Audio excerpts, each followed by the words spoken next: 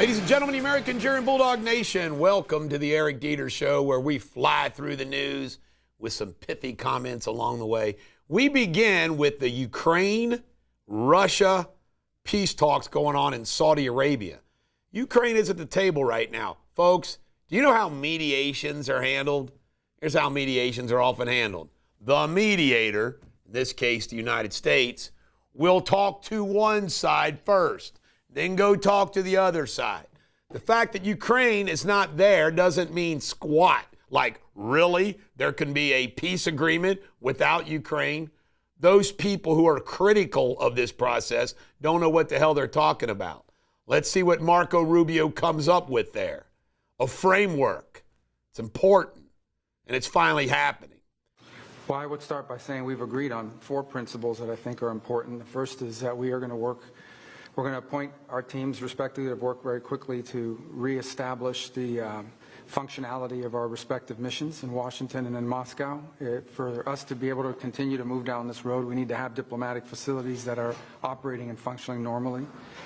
The second point is that we're going to appoint a high-level team from our end to help negotiate and work through the end of the conflict in Ukraine in a way that's enduring and acceptable to all the parties engaged.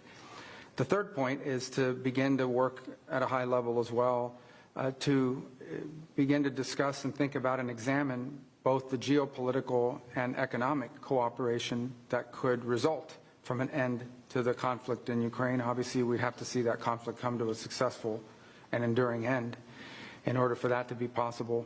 And the last thing we agreed to is that while our teams are going to be working on all of this, the 4 of us who were here today, the 5 of us that were here today, are going to remain engaged in this process to make sure that it's moving along in a productive way.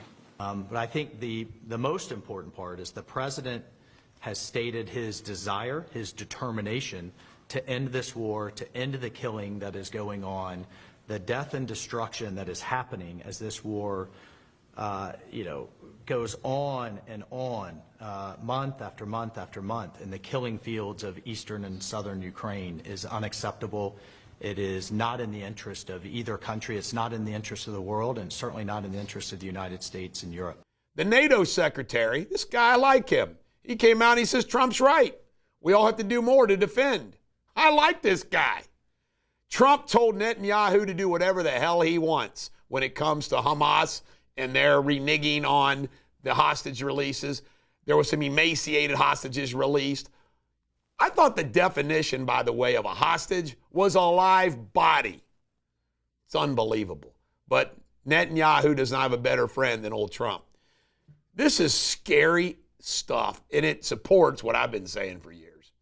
They have uncovered an unidentified item at the United States Treasury that apparently is $4.7 trillion. And I don't know what the hell it is.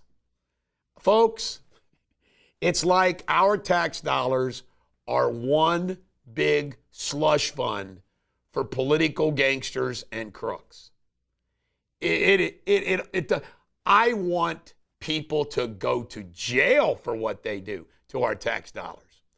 The IRS targeted Pete Hegseth before he got sworn in as Secretary of Defense. It's unbelievable. Another target. I've been targeted because of my Trump relationship. Donalds is leading in the polls for governor of Florida. He will probably be the next governor of Florida. Personal information. This is hysterical, folks. The Dems are saying these lawsuits are to keep the federal government from accessing our personal information. Do you know how stupid that is? Why? Because the government already has access to our personal information. And if Musk and his team are working in the government, they're going to have access to our personal information. It's a joke, the things that they say. Just stupid. The Delta jet, 80 folks on board, flipped over. No one died. Crazy. In Canada. They blame Trump for it. Social Security, the interim left because she's upset about some confidential accounts that Musk was going to access. Unfree. Social, this is our taxpayers. There should be no secret accounts. Unfreaking believable. SpaceX has sent his team to the FAA for the to check out the air traffic. This is great. See, you got people in the private sector who are going to go in, and God only knows what they're going to find out, how bad the FAA air controller system is. Musk will fix it. And the FAA has laid off 400 folks. Don't worry, Musk will solve all the problems. Coming up next, local news. All right, here we go in local news, and you know that I'm not a big weather guy, but there's some times when the weather is the news. The Ohio River is rising, rising, rising. Why does anybody live near the Ohio River? I don't know, don't understand, don't get it, because it gets dirty and it gets ugly and it floods. Speaking of Kentucky flooding, some of the pictures I've seen from Pike County, Hazard, so many of these counties, it's just awful.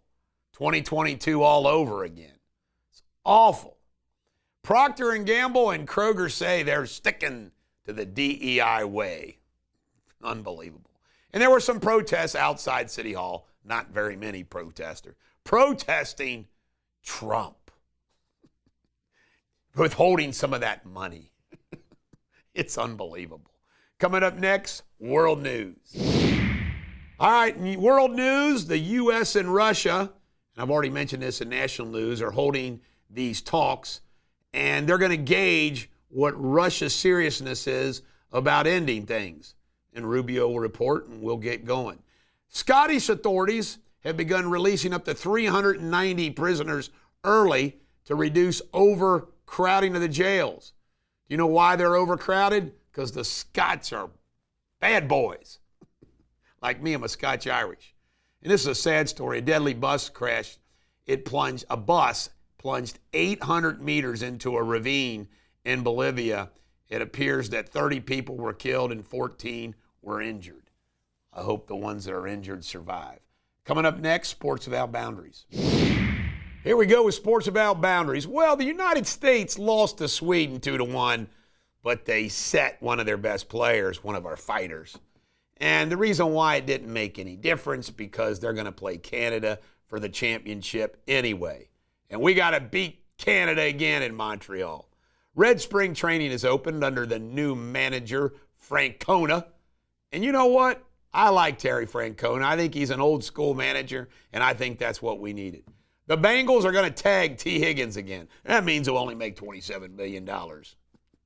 Ella De La Cruz is being spoken about as being the next billion-dollar player, or the first billion-dollar player. But Terry Francona told him that he wants him to be the best player and the best team of baseball. Let's hope we keep Ella De La Cruz. In Boston, you got to love Boston. They booed when the Canadian anthem played. Paybacks are hell. University of Kentucky plays Vanderbilt at Rupp Arena tonight. They got 3 starters out. It's unbelievable. Auburn maintains its number 1 ranking. I think UK's down to 18th. Coming up next, pop culture. This story caught my eye, so I put it in pop culture. Look at that crazy guy. There is a big dispute going on and who really was Jack the Ripper. And here's the debate. One woman claims that it's Hiram Hymas. You know, he was a cigar maker, was crazy, walked with a limp. He kind of fit the identification that people made. And after he was institutionalized, the killing stopped. But then there's also people that think it's Aaron Kosminski, a Polish barber. Of course, he would have blades. And there's DNA that was on a scarf. But that DNA could have got there some other way. So the debate's going to continue. Who actually is Jack the Ripper? Dan Aykroyd, Bill Hader, Dana Carvey, and Colin Quinn were the 4 big names that were not present. No one knows why were not present at the big Saturday Night Live reunion. I have to admit, these 3, Carvey, Hader, and Aykroyd, it would have been nice to see them there. White Lotus begins season 3 in Thailand. Watched the first one last night. And I'm a big fan of Walter Goggins, was in Justified. Walter Goggins plays a different kind of character in this. And Patrick Schwarzenegger appears in it as well. So we'll see how White Lotus covers. All right, coming up next, I got a little history and a Shakespeare insult for you. All right, today in history, Huckleberry Finn was published. This book was a monumental achievement by Mark Twain, otherwise known as Samuel Clemens, in American literature. Told the story about Huckleberry Finn, and he was graphic. Some people actually banned this book because of the use of the N-word in it. But Huckleberry Finn, great story, timeless story. Now for your Shakespeare insult of the day. Your Shakespeare insult today, remember we insult in class here. Do not be an incestuous, fusty dotard.